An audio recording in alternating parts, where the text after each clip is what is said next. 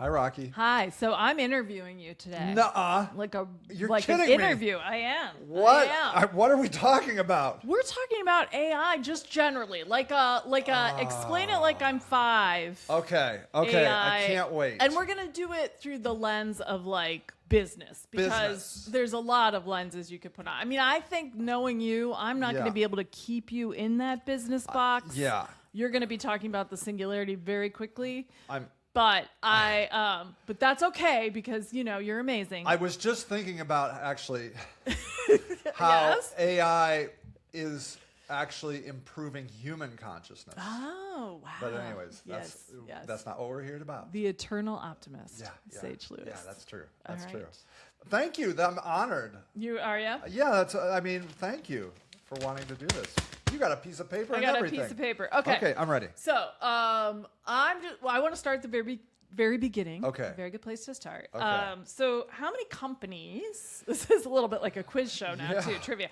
How many companies generally are making AI models? Okay. More than you think. Mm-hmm. Okay. So you probably, the frontier companies are Anthropic and OpenAI, you know? Yeah. But then Meta, which is Facebook, they've got one. Mm-hmm. There are a whole slew of open source AI models. There's so many. Yeah. And but they don't actually typically make the news because the news-making AIs are the ones that are breaking boundaries. The big players. Yeah, the big players. But there are AI models that you can run on your own computer. Mm-hmm. There are AI models that have no guardrails, and you can ask it crazy stuff. Mm. But more interestingly, I think, are the models that are coming out of China. Ah, indeed. So this is a very interesting point of or situation because China has largely been not able to get their hands on NVIDIA chips and the highest able computer resources, Yes. And so they've had to work with slightly lesser tools, and let me guess, they're still knocking it out of the park. They're crushing it, and there's some thinking that maybe by doing more with less, they became actually better.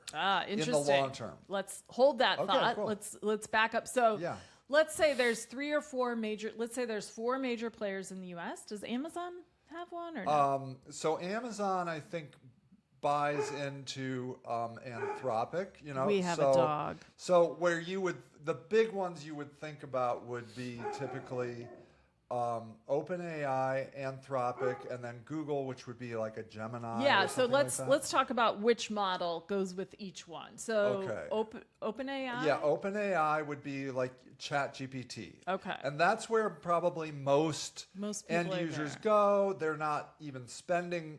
They're not paying. They're using ChatGPT free. And even though it has the word open, it is not open source. It was going to be open source, and then they closed sourced it. And they were getting sued by, I don't know if that lawsuit got settled, but they were being sued by Elon Musk, who was super pissed off about this. Yes. And he has a model, Grok. Right, yes. And then the actual open source one is called Anthropic. Is that right? Sorry. No, there is no open source. There is we're no all done United with States open source model. Okay. However, that's what the Chinese offer. Our open source. You can see everything inside of it. Okay, so Anthropic is Claude? Is Claude. Okay. And some people say actually the most closed of them all. And then so we've got Google, ChatGPT, Claude. Who's Sonnet? Sonnet is its own, or Sonnet. I'm sorry, Sonnet is a a version of Anthropic. Okay. Of Claude. Okay. So, so you have models within these like AIs? versions. Yeah, like and, versions. Yes, like right. submodels. Yes. Yeah. Yes. So most people in the business world, well, let's say in the small business world, are just going to Claude. They're going to ChatGPT. Yeah. They're typing things in. That's how they're. I would say most people. Oh, and then Copilot. Copilot yeah. is the Microsoft thing. I see a lot of people using Yes. that because it comes with their Microsoft. Just comes with your shit. Yeah. Yeah. So, and honestly, off the top of my head, I don't remember exactly how that works because they were really invested heavily in ChatGPT, and I don't really know how that works off the top of my head. I remember some kind of breakup. Yeah. Okay, so this leads to my next question, which is a bit of a bigger umbrella question, which is that in the news we hear about like how companies, like big companies, not like little companies, but big companies are adopting AI and doing mass layoffs. And like the JP Morgan Chase guy was just like, it's coming. So like, how are they using it? Because obviously the little guy thinks of how they use it, and it's hard to wrap your head around what these companies are doing that supposedly is leading to layoffs. And then there's all this kind of Schadenfreude, like, haha, you laid me off and it wasn't ready and all that. But what are they doing with it? Well, so there's some debate about you'll see these press releases and they'll be like, we laid off people because of AI. And sometimes that's not, we think, maybe always true, that they just they're trying to lay look good people for, off they're for trying to look various good reasons. for their stockholders. Yeah, I've also seen large companies, they came in really hot and heavy and they said, use AI for everything, and their bills got so expensive that they were like, okay, let's slow it down because that usage got to be too expensive. Yeah, so how are big companies using it that you know about? Well, I think they're still doing a lot of experimentation where I see anecdotally people actually losing their jobs. Like I'll see on Reddit people that typically is in the tech space where a person was like a database person or something like that. And they'll even say, I put myself out of a job because I ran, I automated this whole thing. I automated my workflow. I know of a person whose significant other just lost their job, a tech person, and they said they lost it to somebody in India. And to me, that means they probably lost it to somebody in India using AI. Sure. And so I do see that. What I've heard a lot of talk about but haven't seen any stats on are people, entry-level people coming into like big consulting companies. There was a lot of concern that those jobs were going to go away because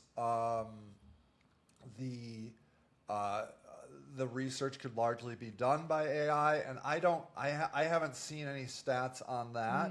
But I would say overall, I haven't seen any definitive numbers that AI is the direct response for massive layoffs at this point. Okay, but then in the realm of like, how are they using it? It's mostly like automating workflow and automating like software tech stuff.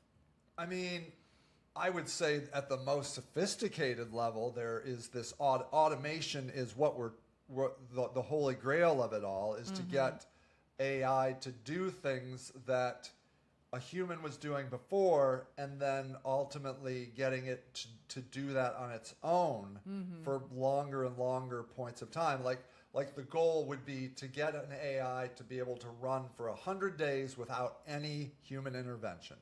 So that's like, and I don't think that's a thing. And when you say run, you mean it's what? Crunching numbers, it's making software, it's doing research. What is it doing exactly? Yeah, all of the above, right? So it could be making software, it could be analyzing data, desk. right? Yeah. Like, I mean, scientific data could be. I don't know if you've you've talked to Oh, AI. I just talked to AI at 1-800-CONTACTS. Yeah, you talk. Yeah, sometimes AI takes my order at Taco Bell. Sure. So that it kind of stuff. is enough that you probably are experiencing AI usage by big companies. Okay.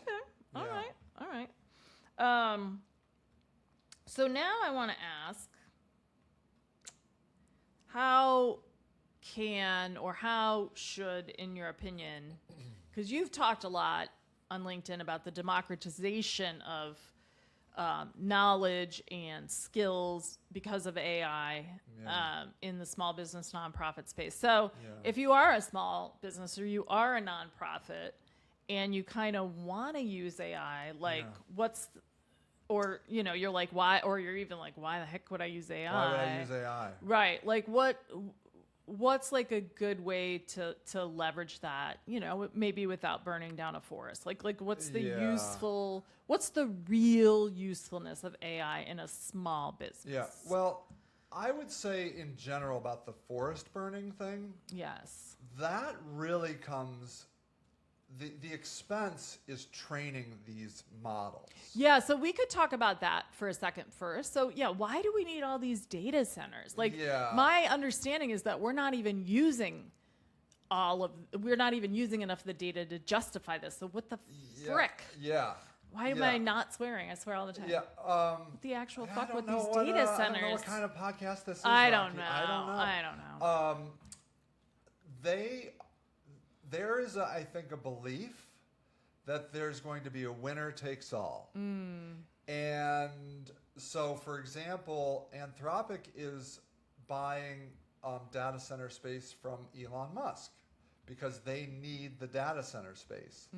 And they need it right now because of users, or they just to train models. Oh, they're training on it. Okay. That it's not the users, it's not training. Not as much. Okay. Now, I can't tell you offhand like what percentage of data centers is for usage and what is for training. Sure. I don't know. I've never seen that. This mad dash to build, though. This is about R&D. And so, and like, winning. For example, OpenAI is winning. That's Stockholder winning. Yeah. So OpenAI has so much money.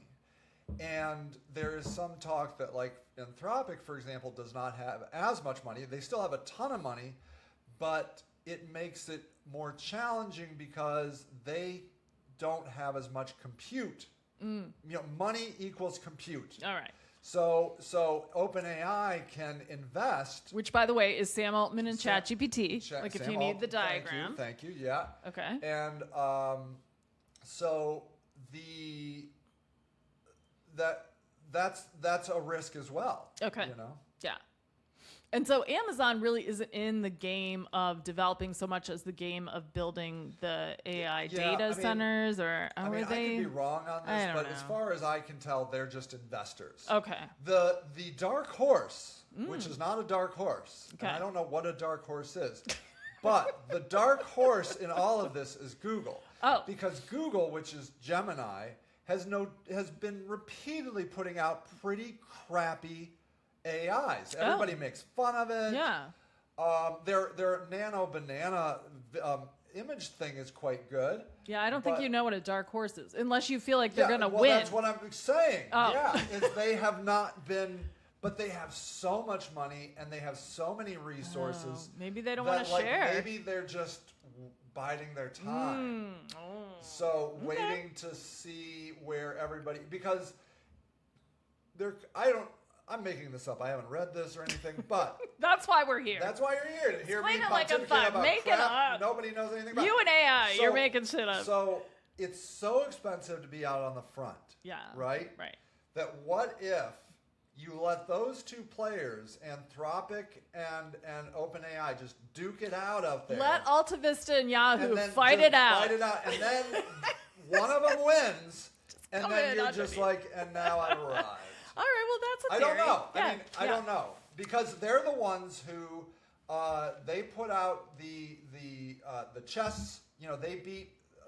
They beat the chess players. I think they did the Go. Yeah. They've been at the forefront of since AI the 90s. for so long, and it's strange that they're not saying anything. Yeah, but I would, if I had to put a bet on the winner, even though they're not anywhere near winning right now, I'd bet on Google. You're gonna get the odds on that. I Okay, think. so back to the small business. Yes. You want to dabble, you Right. want to leverage this because you Yeah. want to be competitive Yeah. and you want to be reasonable about it. Like Yeah. you're not going to just do it to do it. Yeah. So is there a useful Yeah. way to tiptoe into this Yeah. and implement it? The easiest thing to do is to do a thing that you normally hire a contractor to do. Okay. So like me. Okay. Us. Yeah. Like Your so marketing. You're like, man, Your graphic I design. need to call SageRock to do some online ads. No. What should you do instead? Yeah. Is pay the $20 a month for either the ChatGPT subscription or the Anthropic Claude subscription. Okay. And instead of calling SageRock, go over there and say, hey, I'd like to set up some Google ads. Can you help me with that? And of course they'll help you with that. I would be happy to help you. And they What a know wonderful all about idea. it. They will help you build the whole plan. Yeah. They will help you build everything. Right. And like that's an example. Or SEO. Like let's say you're like, I've never done SEO on my website. Could you help me with SEO? You ask Claude or ChatGPT. Of course you can. Be happy to help. Happy. And then you're like, oh, well, could you make me an ad? Could you make me a flyer? Could you make me business cards? Of course I can help you do those things. Yeah. So I would start with people that are not in your organization today. Yeah. Because that's just extra money that you don't love spending, but don't have any other solution. I knew a guy who was a painter, had a painting company, and he was like, I made this flyer 16 years ago. And I just put it in the paper every week. Every week. There you go. And that guy could get a new flyer now. That's pretty genius. Yeah, sure. But he could get a new flyer. He could if he now, wanted it. Now he could do it. He could just be like, hey, man, you could take a picture of the flyer. Yeah. Upload it to ChatGPT or Claude. Okay. And say, hey, I've been using this flyer for 16 years. Yeah. What do you think? Yeah. Now, what about like what would be the next level of doing something? So the next level,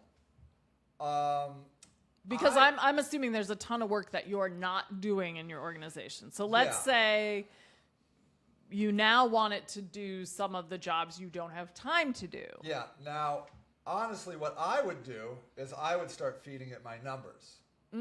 I would start feeding it my income and expense numbers. You would use it for like strategic planning and finances. Yeah.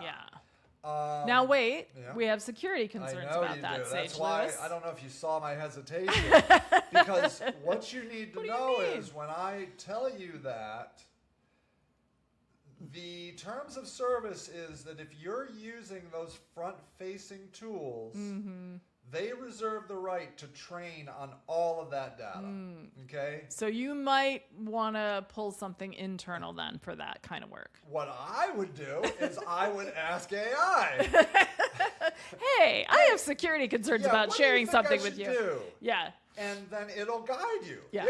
It's not going to lie to you about it. Yeah. And it'll go out and research it. It'll say, well, just to be safe, let me go check and see what the current status of security is. You can say, look, I want to talk to you about my financials, but I don't want my financials to be, just out for everybody to see. And it'll guide you through how to do that. Or maybe you're just like, well, that doesn't make me comfortable at all. I'm not going to do it. But there's a lot of strategy and system work you can do in your organization that AI can help with that has nothing to do with financials. Yeah, like I need strategy. a process for X, Y, and Z. I need my application to be rewritten to have less questions and be more inclusive. I need there's a million different things. Anytime you think you should hire a consultant, you should go talk to AI. All right, I like that. So business planning,